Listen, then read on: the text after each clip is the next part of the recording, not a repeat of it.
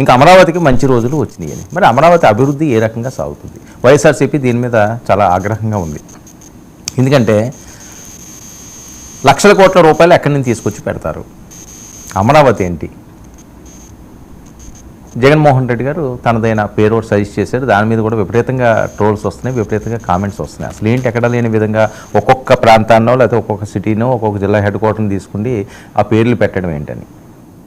So ఎవరేమనుకున్నా ఏదనుకున్నా అమరావతి అన్నది ఆంధ్రప్రదేశ్ రాజధాని. సో అమరావతి కాకపోయినా గతంలో ఇంకోటి ఏమనుకున్నా ఒక రాజధాని అయితే ఆంధ్రప్రదేశ్కి ఉండాలి. అది ఇప్పుడు చట్టబద్ధంగా రాజ్యసభలోని లోక్సభలోని కూడా రాజముద్ర వేశారు. సరే, ఇంక దీని మీద చర్చ అనవసరం. సరే, అక్కడ డెవలప్మెంట్ జరుగుతుందా, జరగట్లేదా, ఏమన్నా తప్పులు జరుగుతున్నాయా, దాని మీద ఏ రకంగా మాట్లాడాలి, ఆ బాధ్యతను కూడా వైఎస్ఆర్సీపీ తీసుకోవడంలో తప్పులేదు. సరే, వాళ్ళు వాకౌట్ చేయడం అదొక అంశం. ఇప్పుడు ఏం జరుగుతుంది? అక్కడ సంబరాలు చేసుకుంటున్నారు, జగన్మోహన్ రెడ్డి గారు ఫోటోలు దగ్ధాలు చేస్తున్నారు. మరొక వైపు ఆయనకు అసలు రాజధానిలో ఉండే అర్హత లేదు అని చెప్పి పెద్ద ఎత్తున స్లోగన్స్ ఇస్తున్నారు.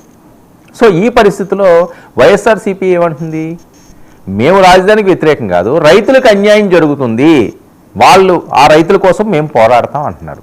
దమ్ముంటే మీరు రాజధానిలోని ఏ గ్రామంలో కన్నా మీరు రండి, వచ్చి మీరు రైతుల కోసం మేము పోరాడుతున్నామని చెప్పండి.